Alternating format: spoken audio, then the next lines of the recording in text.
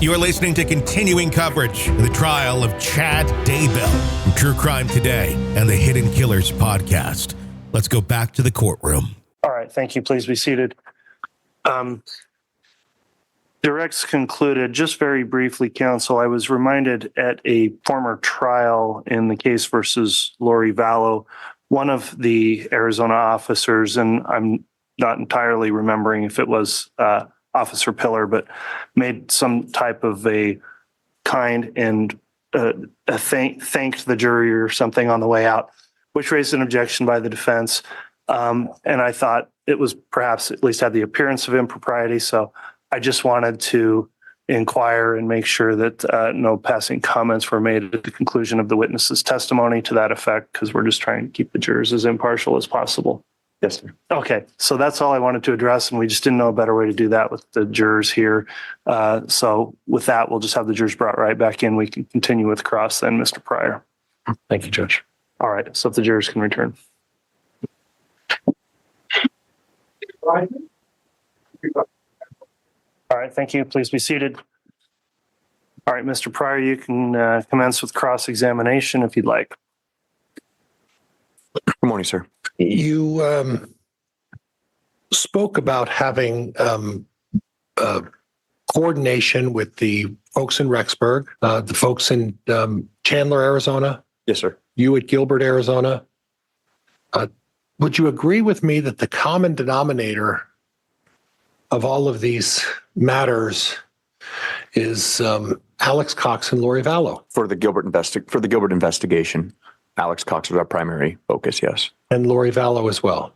Yes, she came into play with being Alex's sister. Right. And those are the ones that are implicated in the Gilbert, Arizona case. Is that right? Yes, sir. And then as far as Charles Vallow is concerned, the murder of Charles Vallow, are you aware that, again, it's Alex Cox and Lori Vallow who are implicated in the murder of Charles Vallow? Yes, for the Chandler, Arizona case. Okay. And the evidence that you found in the Jeep were two of Chad's books? No books of Chad's were found in the Jeep, no. That's it, right? No books were found in the Jeep. No books? No, sir. Oh, okay. Judge, that's all I have. Thank you. All right, any redirect? No, thank you, Your Honor. All right, is this witness going to be recalled by the state or the defense? Not by the state, Your Honor. No, Judge, thank you. Okay, you're released from any subpoena. Thank you for appearing and testifying today, Officer Pilar. All right, before we call another witness, the court has previously provided a limiting instruction in this case, and given the nature of both this testimony and the testimony of the previous witness, Mr. Boudreau, the court is going to reiterate that instruction, which will be included in your final instructions as well when you retire to deliberate in the case. Ladies and gentlemen, during the course of this trial, evidence will be introduced for the purpose of showing that the defendant or an alleged co-conspirator may have committed acts other than those for which the defendant is on trial. Such evidence, if believed, is not to be considered by you to prove the defendant's character or that the defendant has a disposition to commit crimes. Rather, such evidence may be considered by you only for the limited purpose of proving the defendant's motive, opportunity, intent, plan, or absence of mistake or accident. So that's the court's limiting instruction. With that, then, is the state ready to call another witness before the lunch recess? We are, Your Honor. All right, you can call your next witness. Your Honor, at this time, the state would call Deputy Coulter Cannon. All right. Solemnly swear or affirm the testimony you're about to give.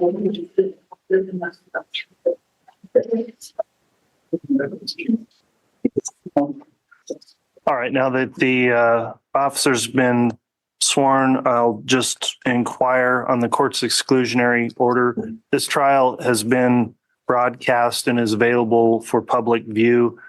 Deputy Cannon, have you reviewed or listened to or observed any of the trial testimony in this case since it began? No, I have not.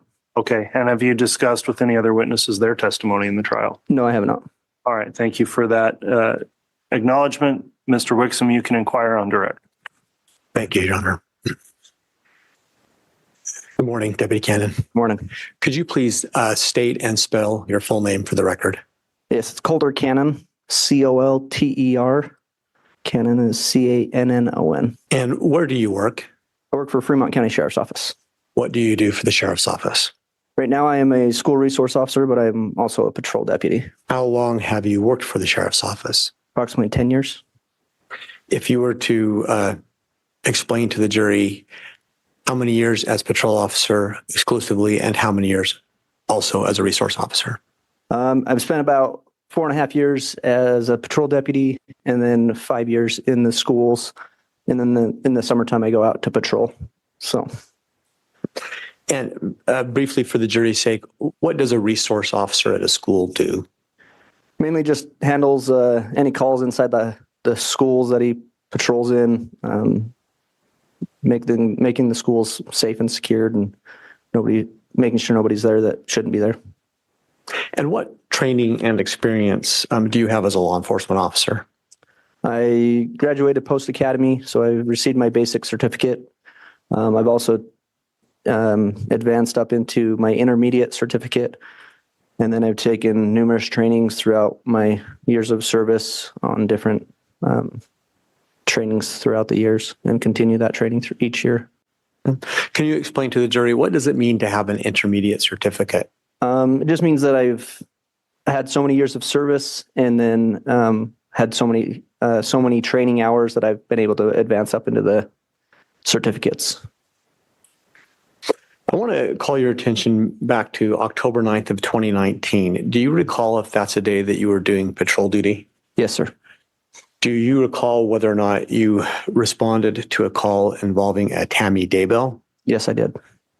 And based upon your recollection, what was the nature of that call? It was put out as a suspicious call, suspicious circumstance. Can you describe what you were told or what you understood that suspicious circumstance was? Yeah, so that day I got a call of a gentleman that was at a residence that had pointed a paintball gun or a gun at a female in her driveway. So we responded to the area to check it out. Okay. Your Honor, at this time, the state would wish to play two different stipulated exhibits. One would be state's proposed 232A. 232A? Yes, sir. Okay. And that is a 911 call from a Joe Murray. The second will be state's 232B, which is a dispatch call from Tammy Daybell, both of the same date. All right, Mr. Priors, the defense had an opportunity to review these proposed exhibits. Yes, Judge, I have, and there's no objection.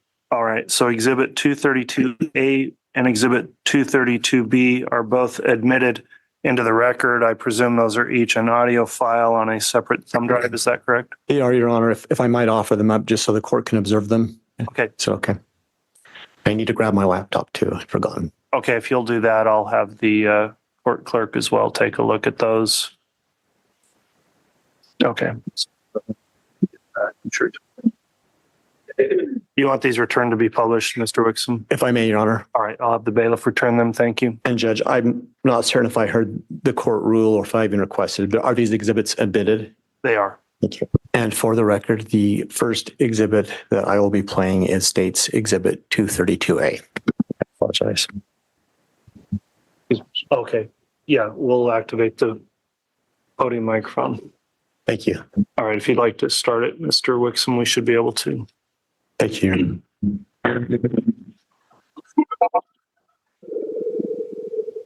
911, like emergency?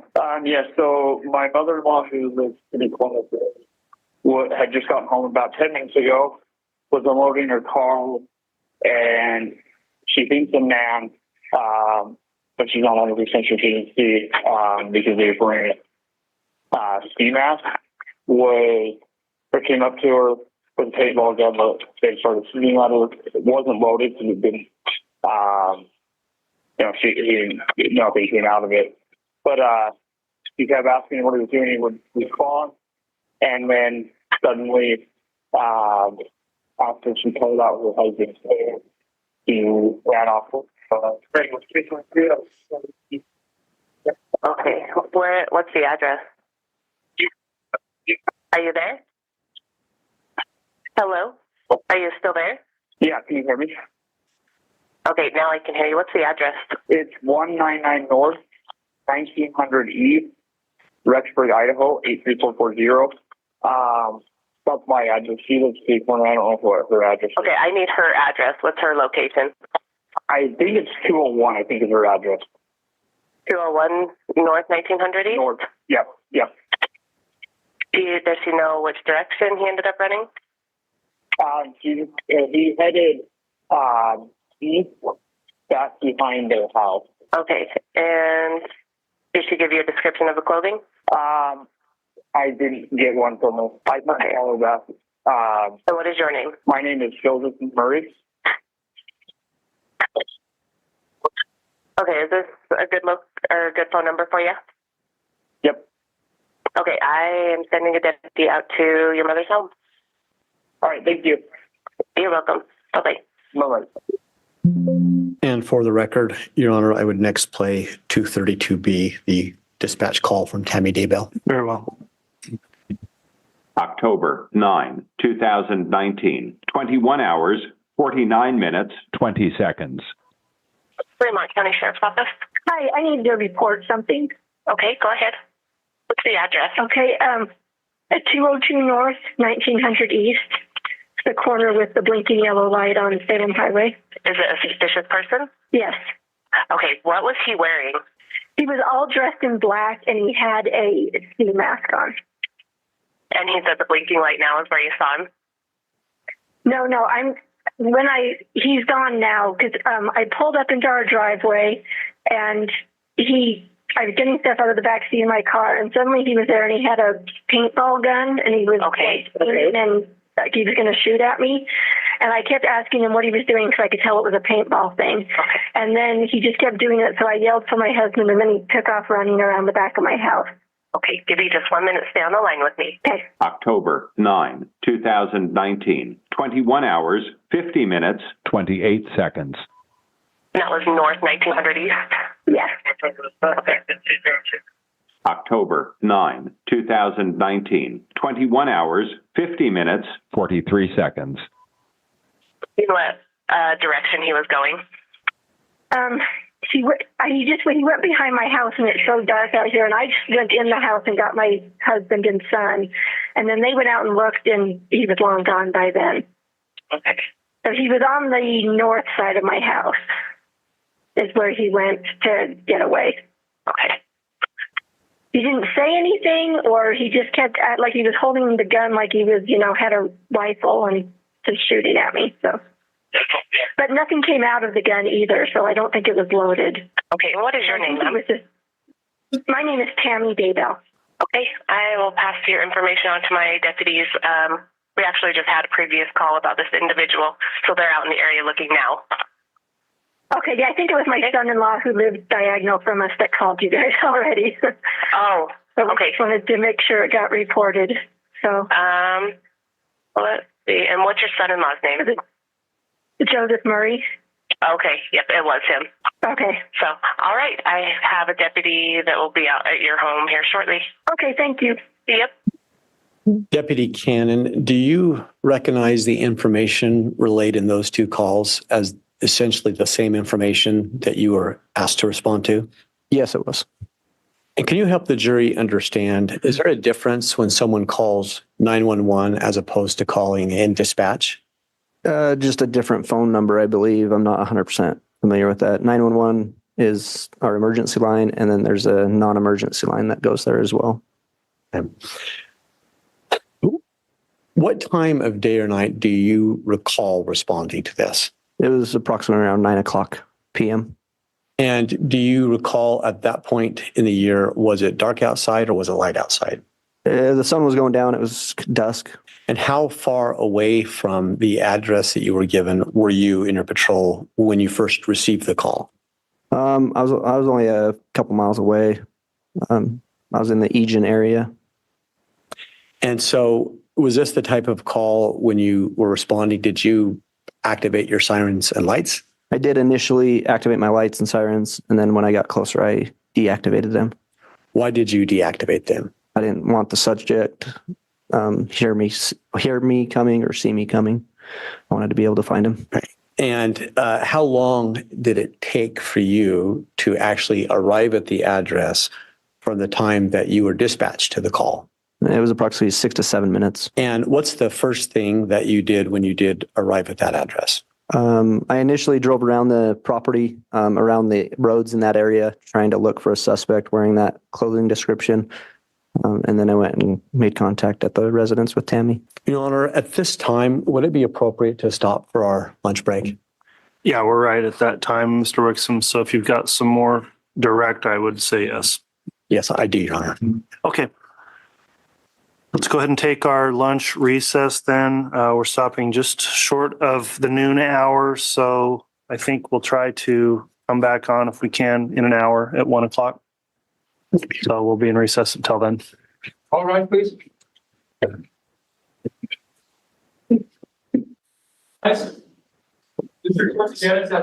Thank you. Please be seated. We could have the jurors brought in, please. Sure.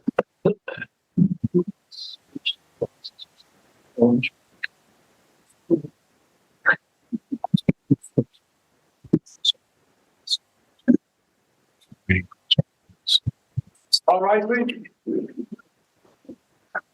Thank you. Here's our further counsel, Your Honor. All right. Thank you. Please be seated.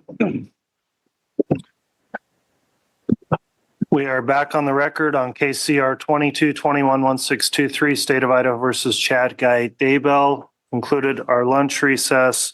Court notes the presence of the prosecution as well as the defendant and counsel for the defendant.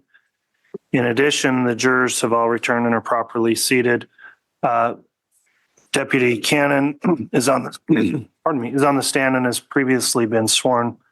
And I will note that based on a request from counsel to end slightly early today, the court's intention would be to take evidence going forward from now until 3 o'clock and forego the normal afternoon recess in order to stop a little early but not be interrupted by the recess. So hopefully, if the jurors are able to make it through that time, we'll go ahead and recess today at 3 o'clock without a mid-afternoon break. However, if for whatever reason you do need a break, just please advise the bailiffs or the court and we'll do that.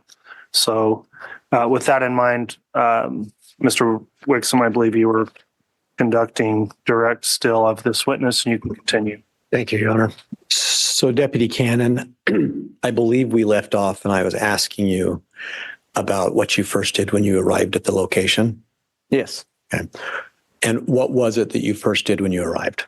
I drove through the area looking for the suspect in that area. So, and what was the description of the suspect that you were looking for? A male wearing all black clothing and a black ski mask. And what did you find, if anything? We didn't locate anybody in the area matching that description. When you say we, was there other law enforcement helping? Yes, there was another deputy that responded to the area as well.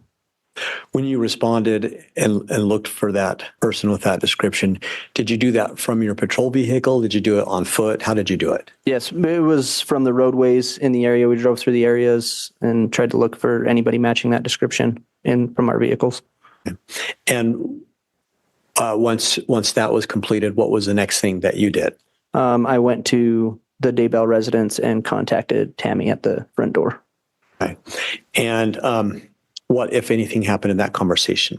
So I contacted Tammy by knocking on the front door. She answered the door.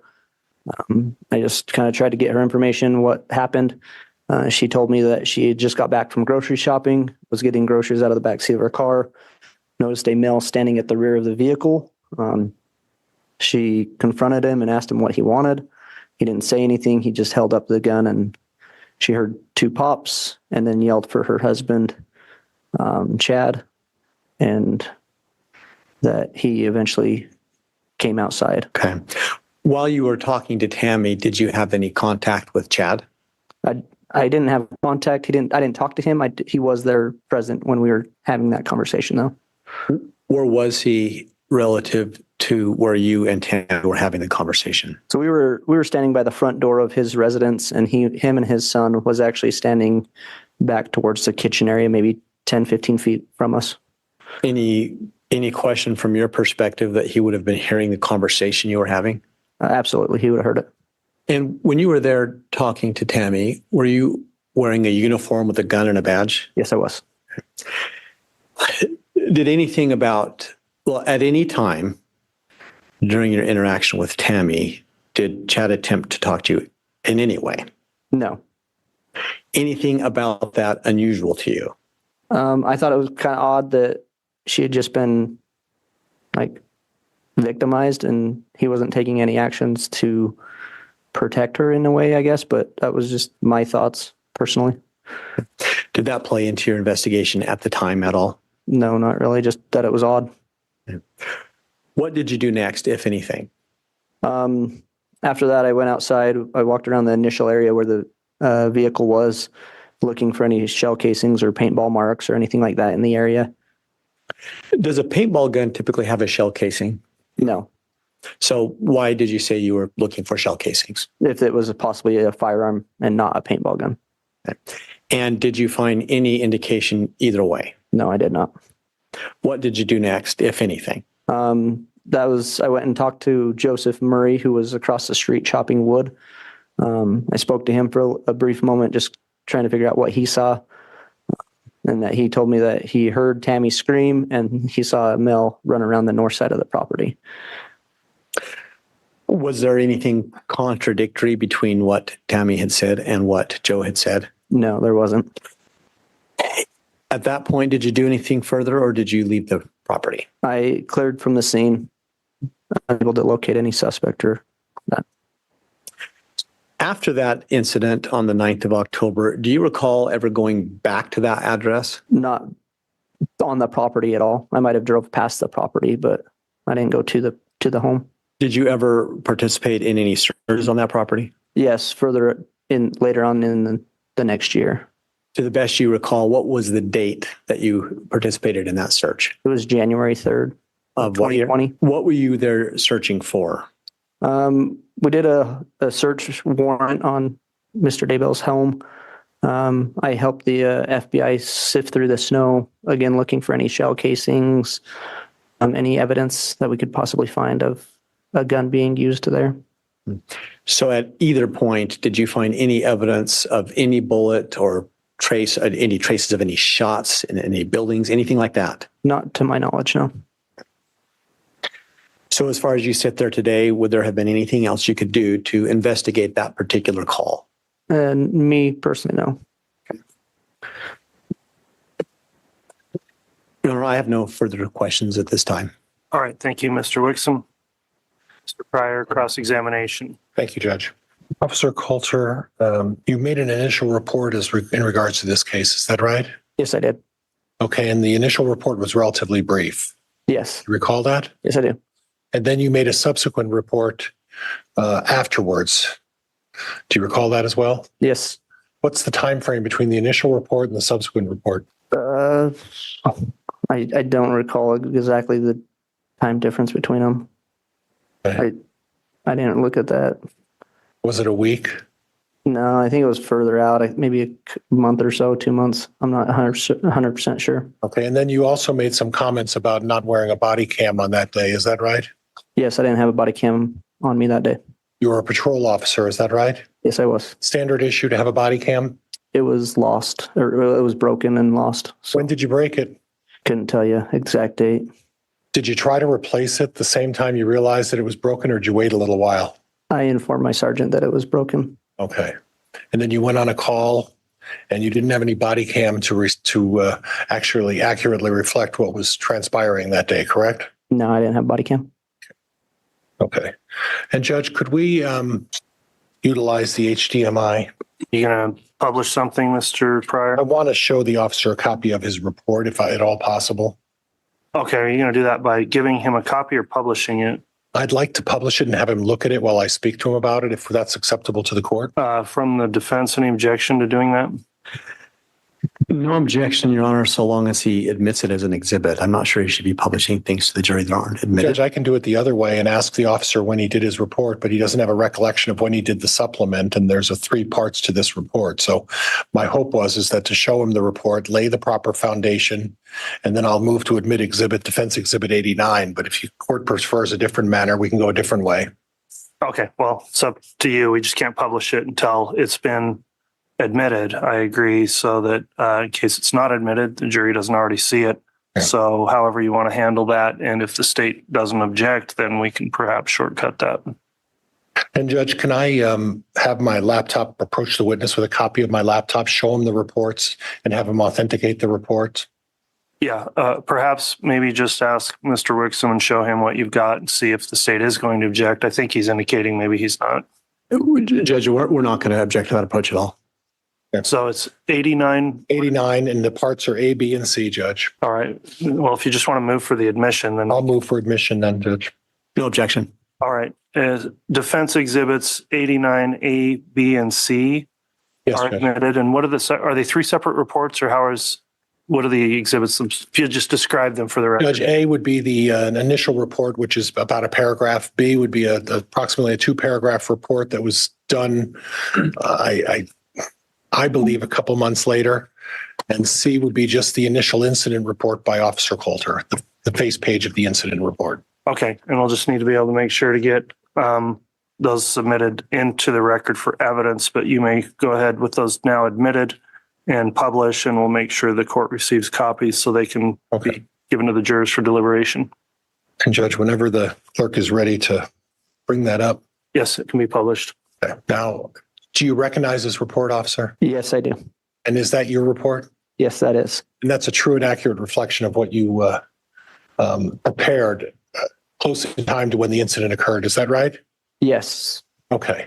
So if you would do me a favor and read the very first sentence. I was dispatched to a suspicious call of a male holding a paintball gun at a lady on 1900 East and 200 North. Now, 1900 East and 200 North is Chad Daybell's property. Is that right? Well, that's the intersection. The intersection. Yeah.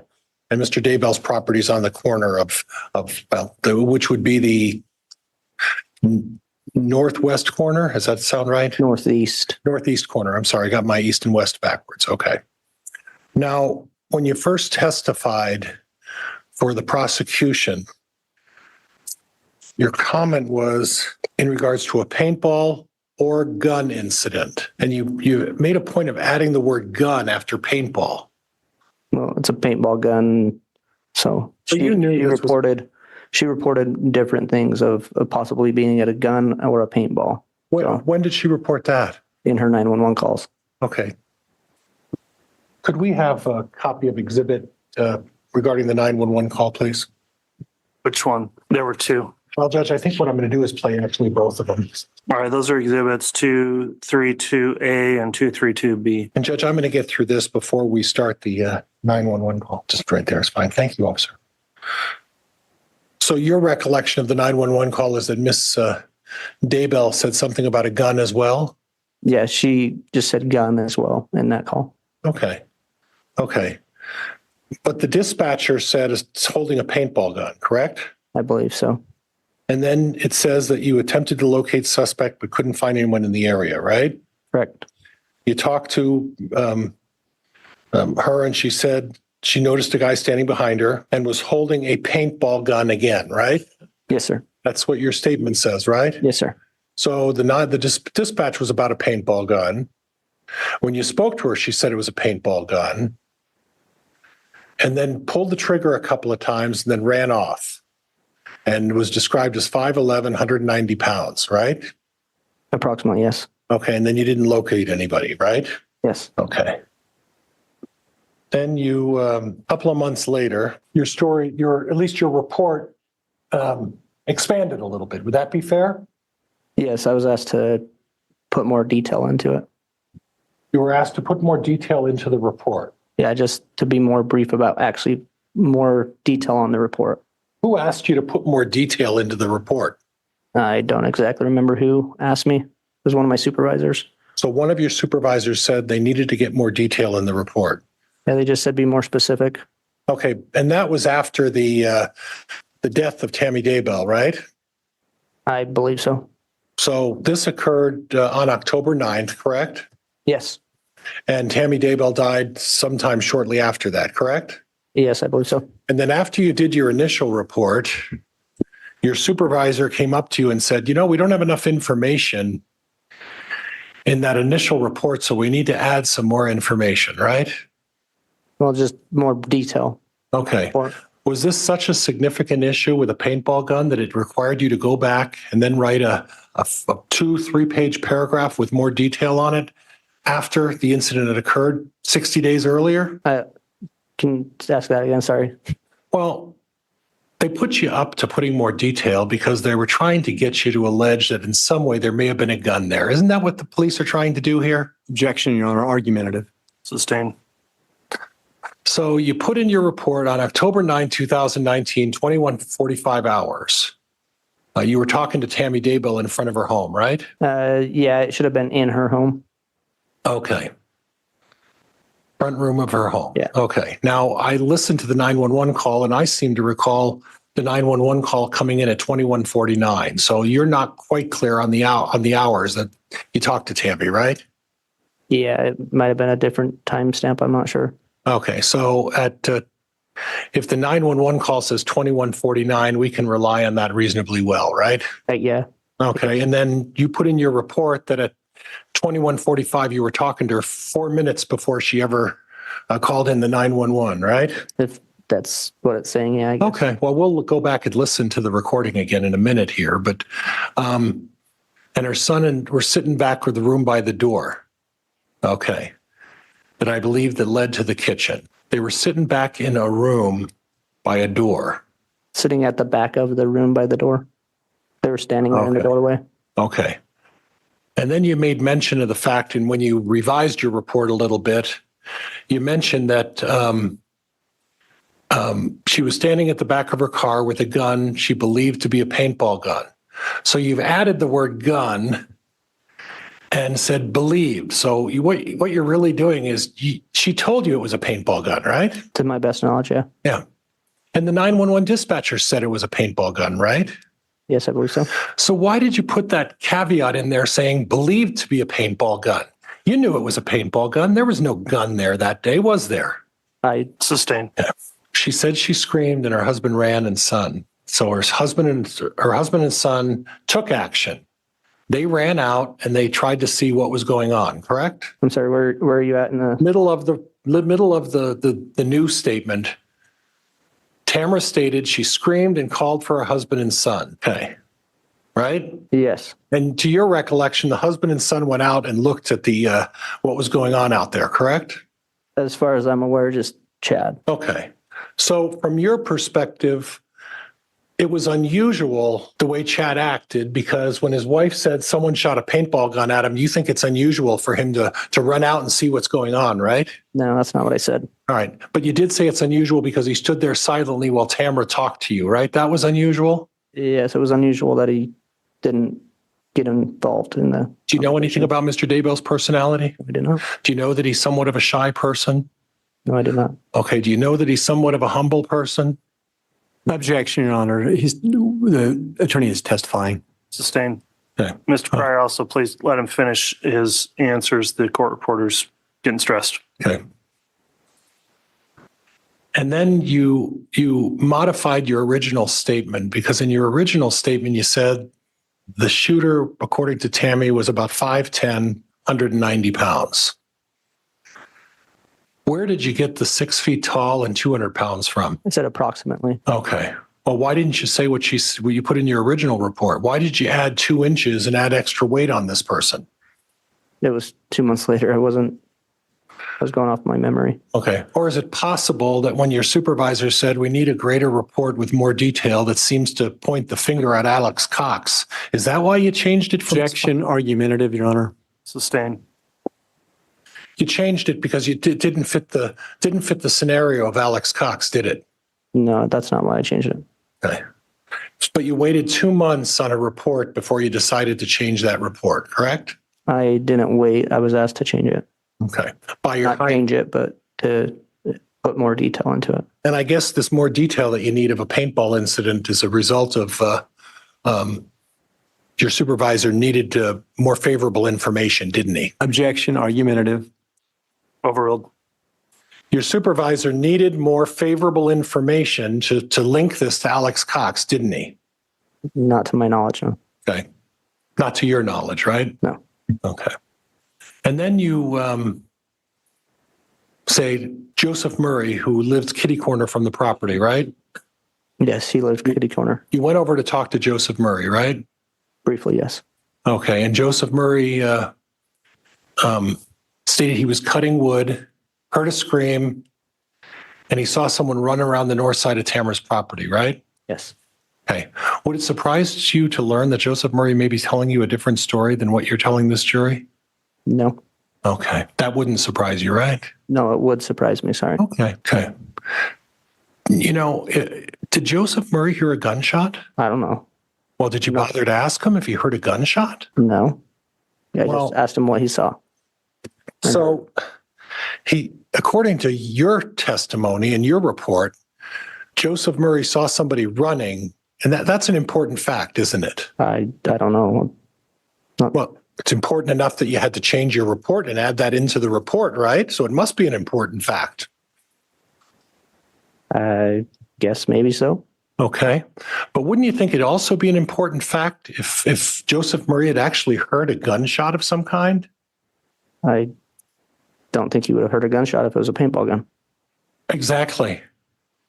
Exactly. So this narrative that you're trying to suggest to this jury that this was a gun, you know it was a paintball gun, don't you? Objection, argumentative. Sustained. All the information that's been presented to you points that this was a paintball gun, doesn't it? No, not necessarily. Okay. No, not necessarily. Yeah. What information from the reports you gleaned at the time you investigated this suggests that this was not a paintball gun? Give me a couple of reasons why you don't think this was a paintball gun. Just from the calls and what I've heard on the testimony from Tammy's call. Okay. Okay. So from Tammy's call and from your report and the dispatcher saying it's a paintball gun, where did it say it was a rifle or an AK-47 or anything like that? I never said it was. Okay. So again, you know this was a paintball gun, don't you? No, I don't. Okay. All right. Judge, I'm going to replay the video if I can get it to work on my the 911 if I can get it to work.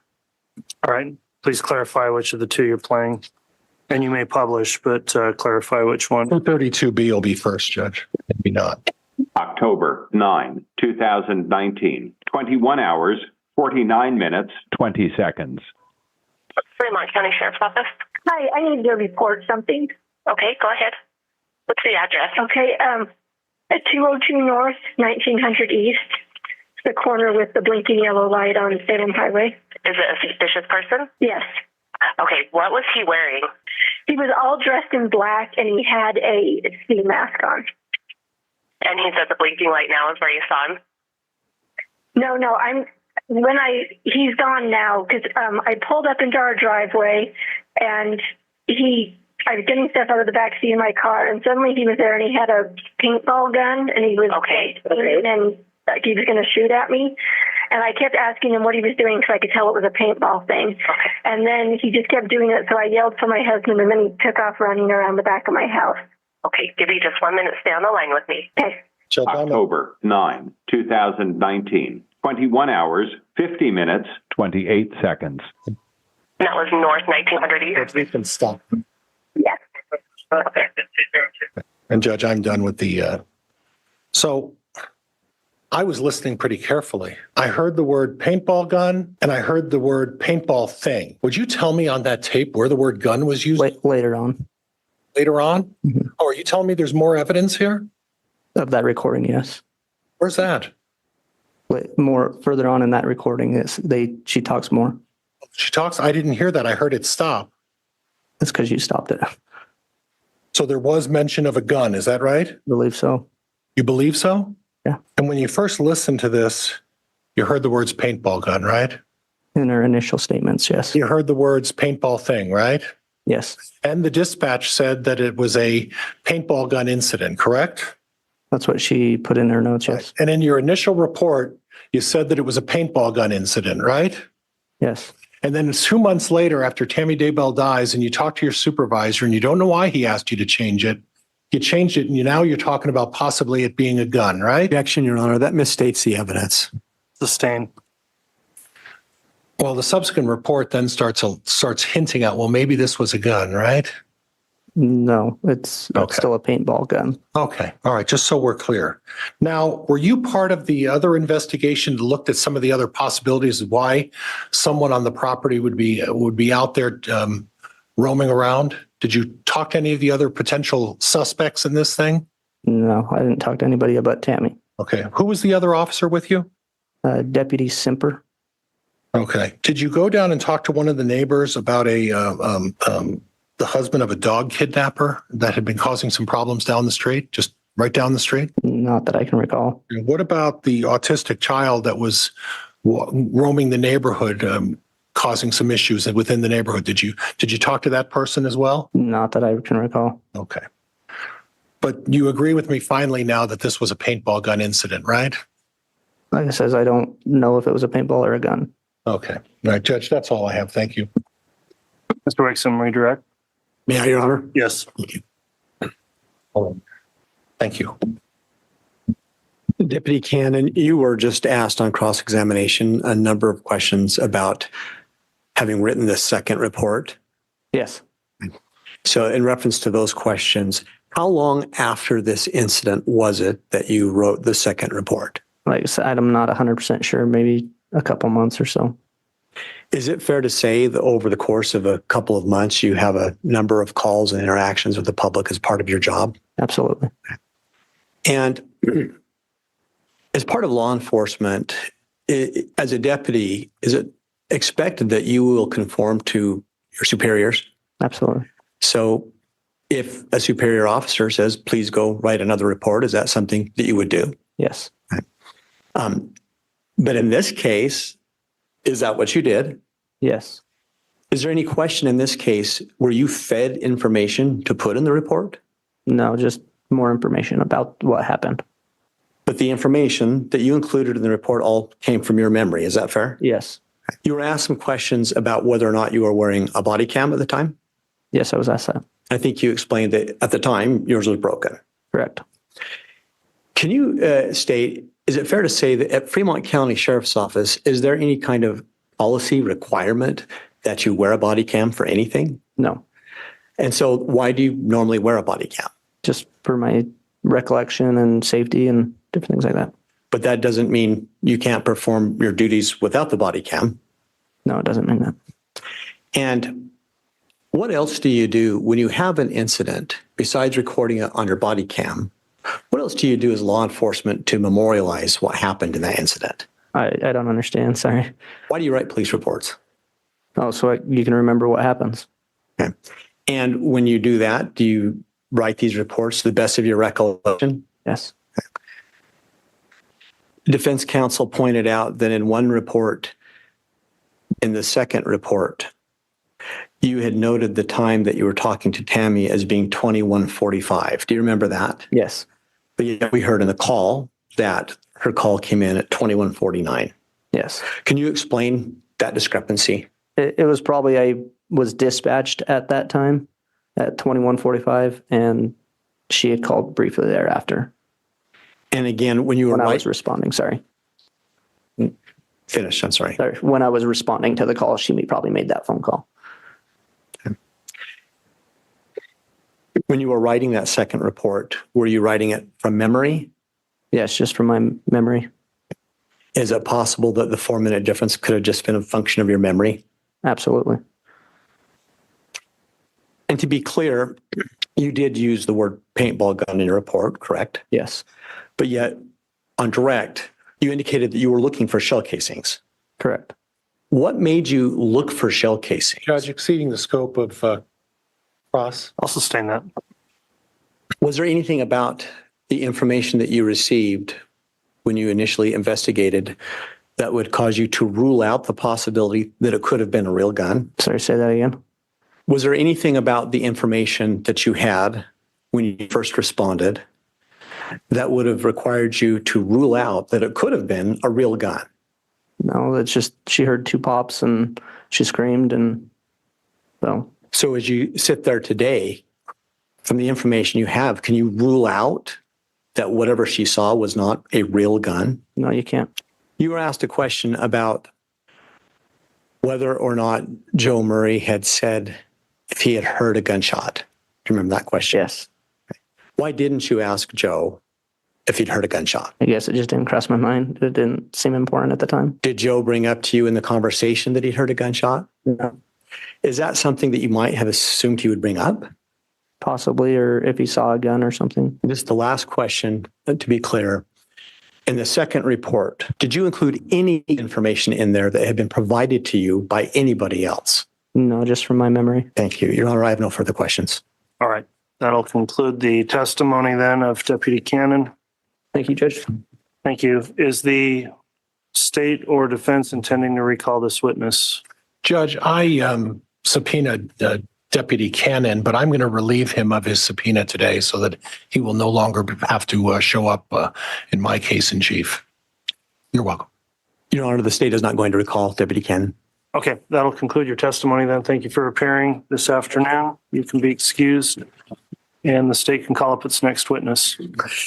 Your Honor, at this time, the state would call Officer Allie Greenhall. I swear or affirm the testimony you're about to say will be the truth, the whole truth, and nothing but the truth.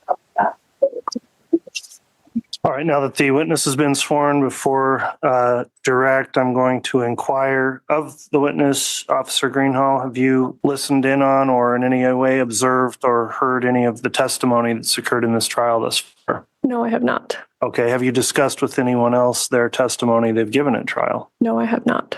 Okay, thank you for that affirmation. Mr. Wixom, you can inquire. Thank you, Your Honor. Officer Greenhall, I believe I'm mispronouncing your name. It's Greenhalgh, isn't it? Correct. Okay, I apologize. Will you please spell your full name for the record? Oh, first name is spelled Alyssa, and the last name is spelled Greenhalgh. Thank you. And ma'am, can you tell the jury, where is it that you work?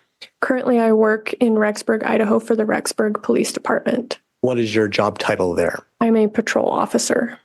How long have you done that? Total about 7 years. 7 years with the Rexburg Police Department?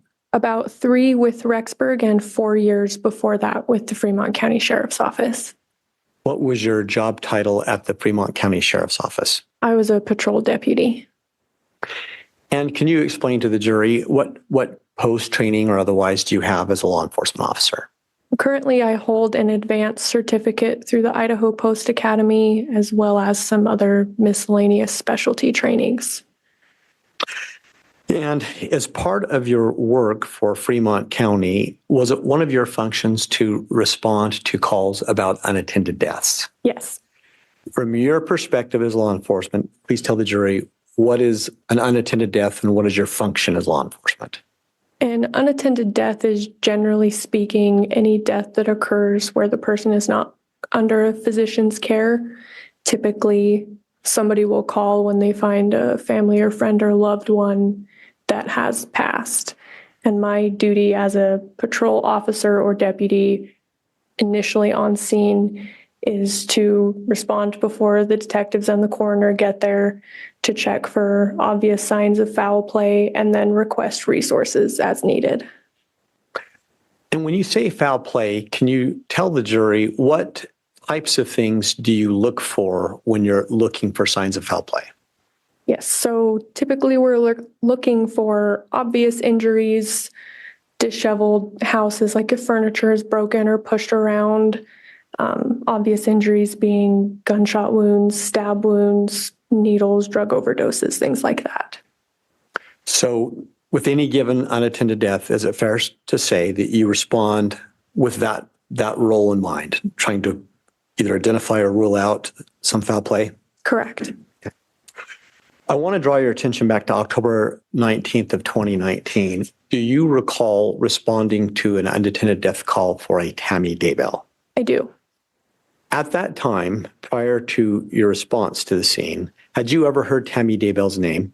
No, I had not. Had you ever heard Chad Daybell's name? No. So you weren't familiar with either one of them? I was not. Who dispatches you to an unattended death? Whichever dispatch officer is working that day. So is it fair to say that when there's an unattended death, that someone will call into law enforcement and 911 or otherwise, and then they'll find an officer on duty and send them to the scene. Yes. Your Honor, at this time, the state wishes to request admission of what we believe is a stipulated exhibit number 233, which is a recorded 911 call made by Garth and Chad Daybell on the day of Tammy's death. Any objection? Okay, exhibit 233 then is the audio file of that call. It will be admitted by stipulation. Just make sure we have the correct exhibit submitted to the clerk, and then if you wish to publish, you may. Thank you, Your Honor. Would the court have me send it up now, or should I play it first? As long as you're convinced it's the right thing, you can go ahead and start publishing. Thank you. There's more to come in the trial of Chad Daybell. Press subscribe so you don't miss any of our continuing coverage right here from True Crime Today and the Hidden Killers podcast.